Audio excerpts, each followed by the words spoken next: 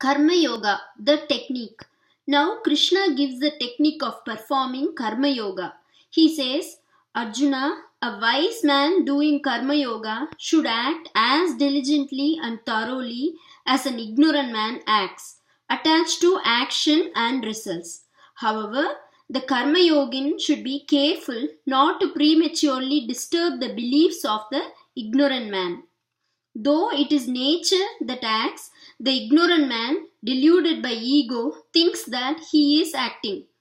But the wise man who knows that a man's qualities and actions are linked together knows this play and is not deluded. Dull witted persons easily get entangled in action. Wise people should not further confuse them. It's better to leave them undisturbed for the time being. Surrender your actions unto me. Keep your mind ever on me and act on. Do not cast your mind into the future with hopes, nor allow it to linger in the past with regrets. Work in the present, but do not get excited about it. Those who practice thus will be freed from action. This is insisted upon because of the force of one's own nature. How can a man control his nature by mere intelligence? Even he, despite his better knowledge, acts according to his nature. Arjuna asks, it is true that a man, even though he knows better, makes mistakes, as if he is urged by somebody forcibly. What is that compelling force in him? Krishna replies, it is none other than desire alias anger. It is the worst enemy within man. The senses, the mind, and the intellect are its strongholds. It first covers the knowledge of man and then deludes him with desire at every level. This invincible enemy is like smoke covering fire, dust covering the mirror, and like the womb covering the embryo. It is insatiable like fire. The senses are subtle and superior. The mind is more so. The intellect is subtler still. The Lord is superior to the intellect even. First eliminate the likes and dislikes in the sense objects and control the senses. Then, knowing the Lord who is beyond the intellect, firmly kill desire, the enemy. Here we have the technical know-how of Karma Yoga. How then can one practice it? All the stages of action are meant to take man from the level of selfish actions to the level of performing actions for the highest good of the world. It is our common experience that when a man acts in his own personal interest, he works very diligently and untiringly, while if it is meant for others, he does it half-heartedly and less sincerely. We are familiar with a man working in a government office and with the same man in his own private office. In the government office, he will just work from 10 to 5. If he is asked to work even 1 minute more, he will demand overtime allowance. But in his own office, he has no fixed time, but he is prepared to work from morning till late into the night. A student reading a textbook throws it out at the earliest possible chance. But if he is reading a thriller or comics or if he is playing, time is never enough. So we are told that when practicing Karma Yoga, we should act exactly like an ignorant man engaged in selfish activity. We must show an equal amount of interest and thoroughness in selfless activity. Here, we should note carefully that this yoga is not for ignorant, immature people. A student in the high school adds and subtracts mentally, but a student in the second class counts on his fingers. Suppose the elder boy mocks at the youngster or prohibits him from using his fingers, the little fellow will not be able to learn arithmetic at all. A certain maturity is required for mental calculations.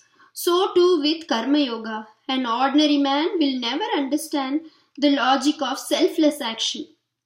To him, the wise one should only give encouragement and not disturb his convictions. Otherwise, he will stop doing even the little he is doing and fall into unproductive laziness.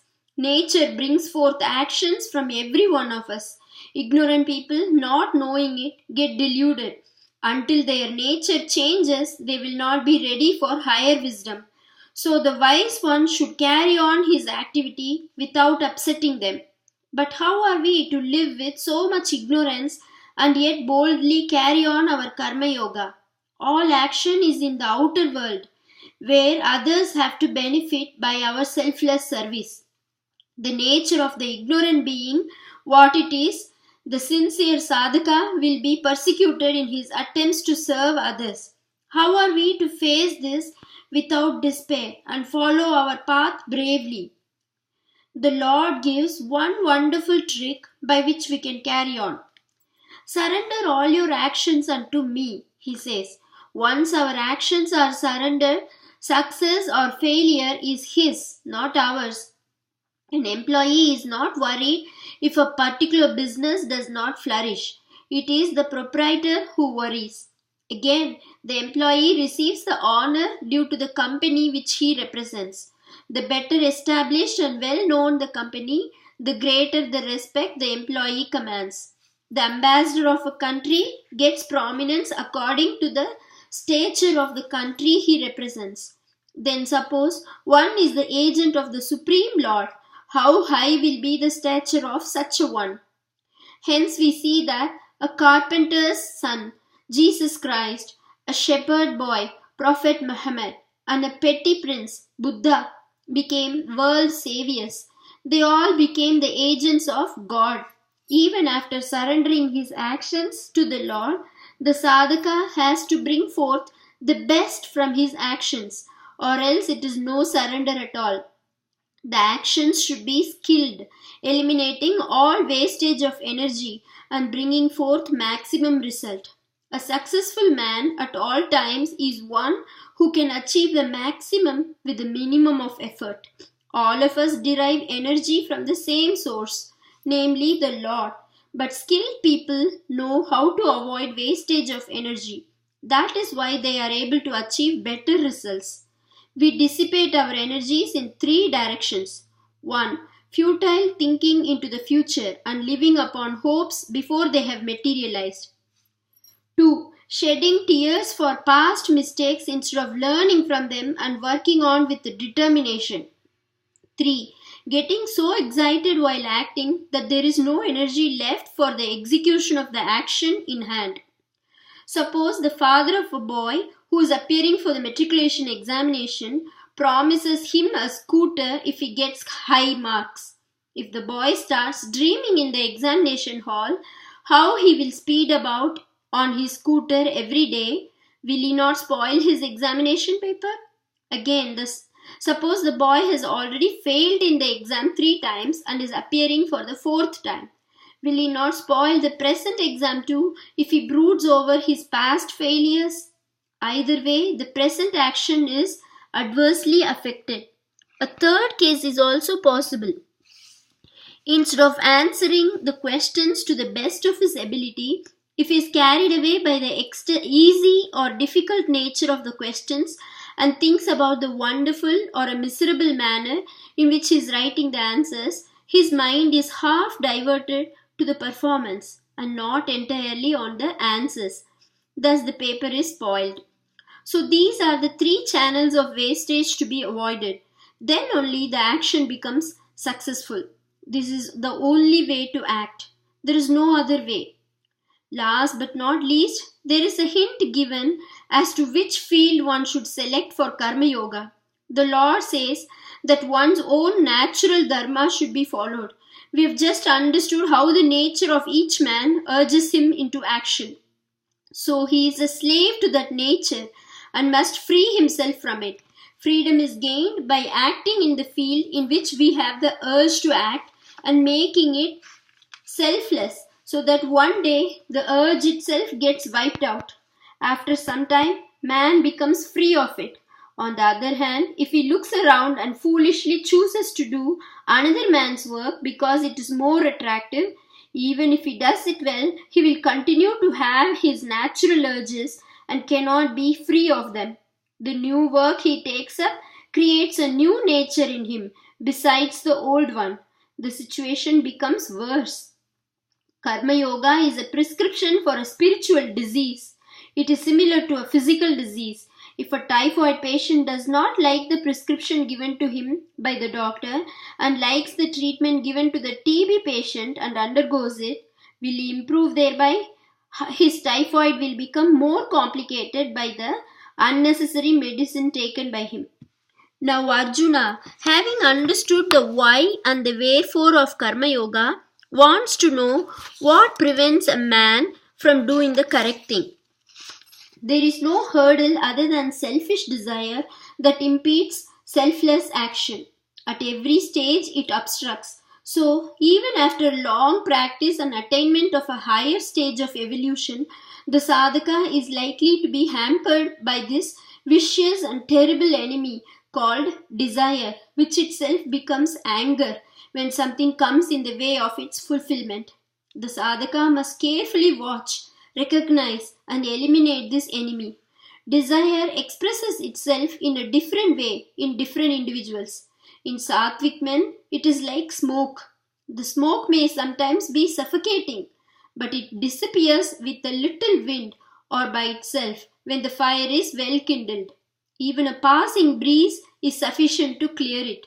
Even when it is there, one can see the fire in and through it. Thus, in a sattvic man, desire is laudable and does not cause much harm. In a rajasic man, it is like the dust on a mirror. The dust can be wiped off by dusting it, but as long as it is there, no reflection can be seen in the mirror. So too, the rajasic man must make a little effort to remove the desire. As long as he doesn't make the effort, he cannot pursue the path of Karma Yoga. In a tamasic man, it is futile to make an effort even. His desire is so thick that the knowledge of the man is covered up like the embryo in the womb. Until time matures and brings it out, the baby in the womb cannot be seen. No one can hurry up the tamasic man. His desires are harmful to himself as well as to the others. How to kill this enemy? The Lord tells us how desire deludes us. The senses have likes and dislikes. When they like, there is desire. Next is the mind. The mind falls in love with friends and admirers and all those who flatter us. The intellect in its turn falls in love with ideas and plans. All these are Mr. Desire's strong points. In order to kill an enemy, we must first occupy a safe position from where we will not be hit by the enemy. So let us understand our own personalities better in order to take up this safe position. The whole world is perceived by the senses. They are limited in their faculties because each sense organ knows only a bit, a sight, a smell, or a taste, etc. The mind, which receives the total reports from all the senses and gets a comprehensive knowledge of the world, is superior. The mind only gets a comprehensive knowledge of the world, but it is not wise enough to decide how to act. The intellect, with its discriminating power, knows how to act and react in any situation. So the intellect is higher still. Beyond it is the Lord, who is the life spark in us, because of which we all exist. The enemy, Mr. Desire, has jurisdiction only up to the intellect. Knowing this, we must establish ourselves in the Lord, the unassailable fortress from where we can destroy the enemy, whereas the enemy cannot reach us.